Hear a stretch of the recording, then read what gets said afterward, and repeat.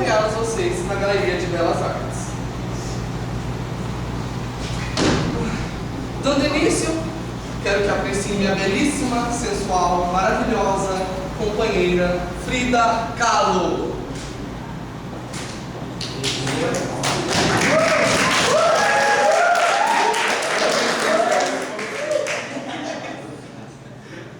Vamos abrir a nossa Semana de Belas Artes com o poema Os Sapos, com Manuel Bandeira.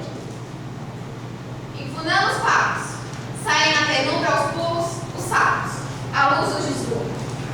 Enrompo que a terra berra o sapo boi. Meu pai foi à guerra! Não foi, não foi. O sapo danoeiro, parnasiano advado, diz: meu cancioneiro é bem martelado. Vede como primo comer e atos, que arte! E nunca ri os termos cognatos. O meu verso é bom, prumendo sem joio. Faço rimas com consoantes de apoio. Vai por 50 anos que lhes dei a norma. Reduzi 100 anos a forma. Clama essa farinha em críticas céticas. Não há mais poesia, mas há artes poéticas. O sapo boi. Meu pai foi rei, foi. Não foi, não.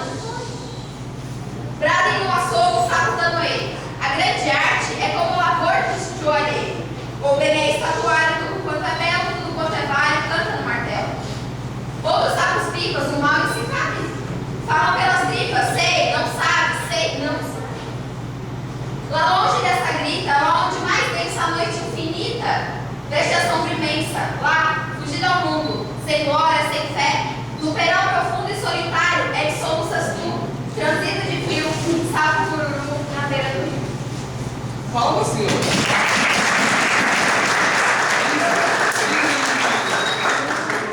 Desça aqui, Frida. Vamos guiá-los pela arte. Vocês sabem como surgiu a arte? Não! Hein? Não! Então vejam a pré-história. Pra continuar. Ah, por que a gente não...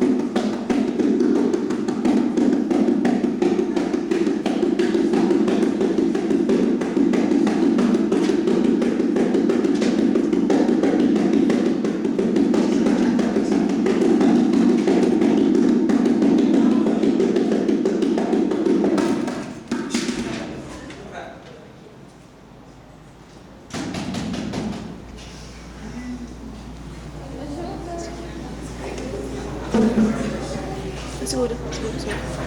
Que detalhe. Senhores, a pré-história foi a época anterior a esse, onde a pintura de Nazaré se relacionava com rituais de magia. A crença era de que o espírito do animal era aprisionado no desenho.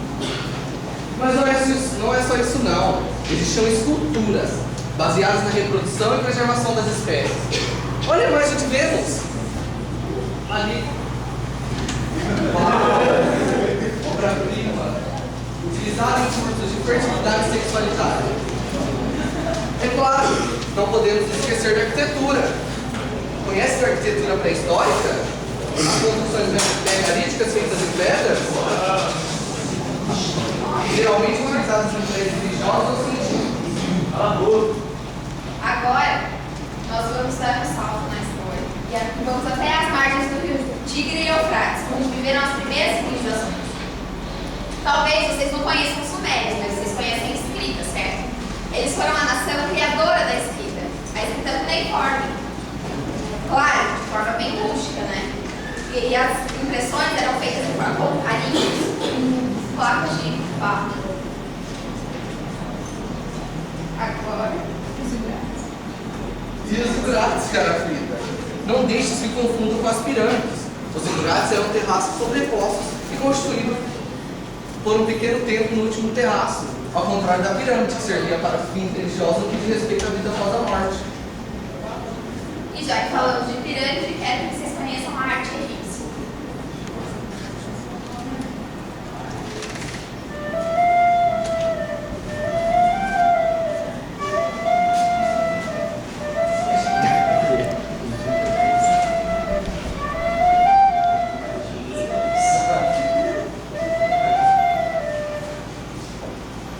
Perdão a interrupção. É bom ressaltar que a arte egípcia ela possui uma regra essencial em todas as pinturas. Essa regra era chamada Lei da Frontalidade, ela partia de dois pontos de vista. Os olhos, os ombros e o peito eram representados de frente. O tronco, a cabeça e as pernas eram vistos de lado.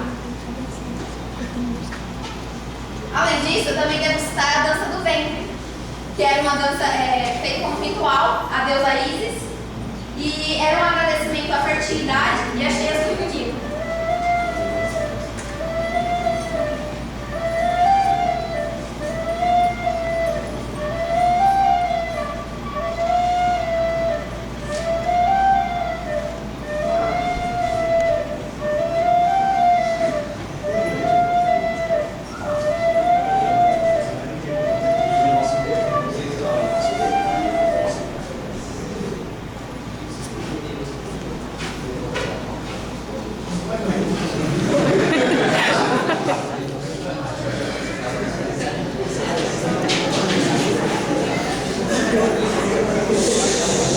Como sempre, companheira, sempre atenta, cara. Já me esquecendo disso.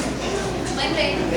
No entanto, eu queria apenas lembrá-lo das imponentes obras arquitetônicas, como as esfinges, os templos e as barragens.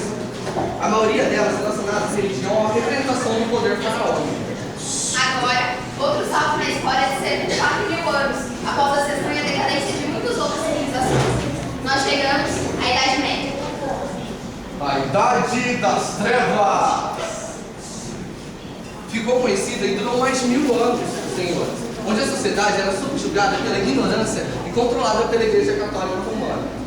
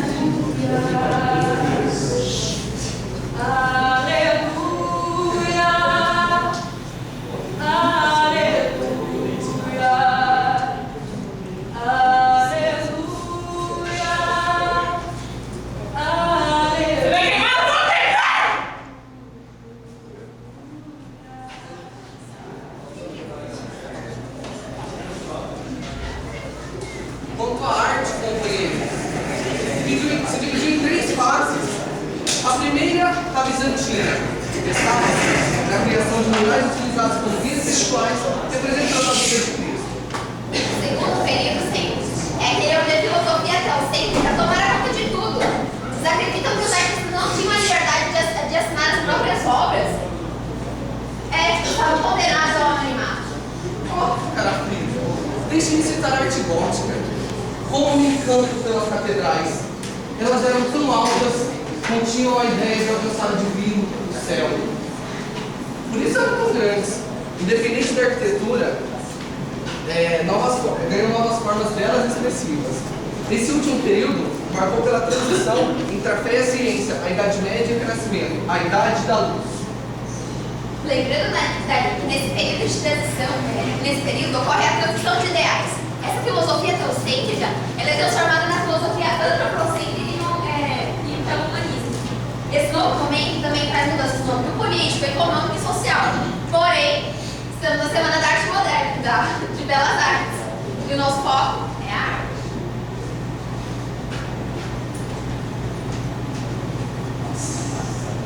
É claro.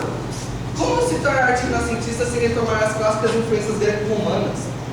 A simetria, a perfeição, o realismo, o grande avanço tecnológico, uma imprensa de tudo tem breve. Nossa, isso aqui é difícil pra caramba.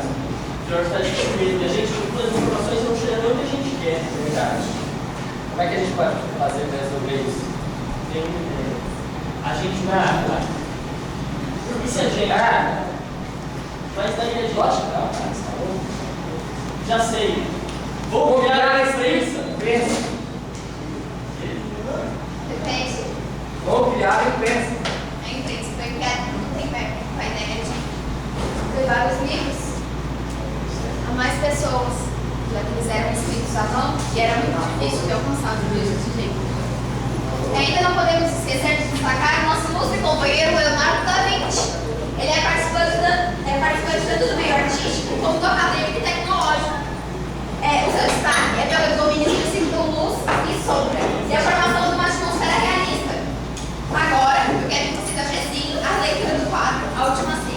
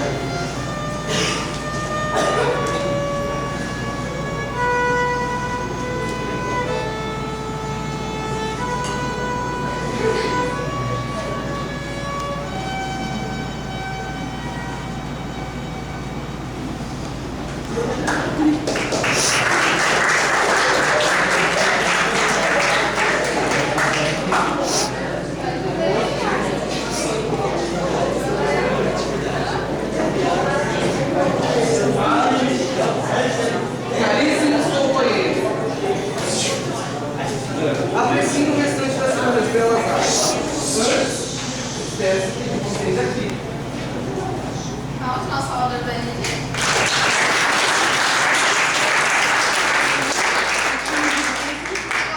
Agora, acompanhem mais um salto na história, onde nós veremos as vanguardas europeias. Bom, o movimento ao qual eu pertenci, eu fui da capa. O movimento ao qual eu pertenci chama-se surrealismo. Ele surgiu na França, mais propriamente em Paris, na década de 20. Foi um momento pós-Primeira Guerra Mundial e entre guerras também, né? E foi um período de muita conturbação social. A ideia de surrealismo era baseada na psicanálise de Freud, que dizia que o homem deve se libertar da lógica e dos padrões impostos e dar vazão aos sonhos. Por isso, o movimento é caracterizado como um movimento onírico, que dá valor aos sonhos. No meu caso, eu fui da Carla, eu gostava de expressar tudo aquilo que eu tinha guardado. Eu tive uma vida muito difícil. Então, as minhas obras, elas apresentavam muita força de expressão mesmo, muitos sentimentos. A obra que nós vamos apresentar essa semana é de Vladimir Kush. Ele tem muita influência do Salvador Dalí, que foi um dos principais nomes do realismo, nosso amigo Salvador. Esse do Vladimir Kush, ele é mais contemporâneo, da década de 90, e ele, nas obras dele, tem a presença da metamorfose. Todo elemento ele é transformado em outro, assim como característica do próprio surrealismo. Ele sempre torna um elemento em outra coisa. O Kush, ele gostava muito de borboletas. Então a maioria das obras dele nós vamos ter a presença de borboletas. Essa obra chama Maçã Borboleta e ela pode ser analisada tanto quanto a metamorfose da lagarta para borboleta, da maçã em borboleta, ou como se a própria lagarta tivesse esculpido a borboleta na maçã. É essa a mensagem que o surrealismo procura passar. Olá, meu nome é Van Gogh, sou um dos principais representantes da pintura mundial. Nasci na Orlando, no dia 30 de 1953, e hoje estou aqui para contar sobre o expressionismo. O expressionismo é um movimento artístico que procura expressar os sentimentos e as emoções do autor. Agora eu vou falar da minha obra. Minha obra, vocês podem reparar, tem muita paisagem, como também o movimento do grito, que expressa dor, medo. Isso, essa é uma das obras mais famosas da época moderna. Bom dia, meu nome é Marta Sade, eu sou uma pintora impressionista e eu nasci nos Estados Unidos. O impressionismo ele foi um movimento artístico que nasceu na França por volta do fim do século XIX. E as características do impressionismo são sempre as pinceladas soltas, os traços marcantes, representando o movimento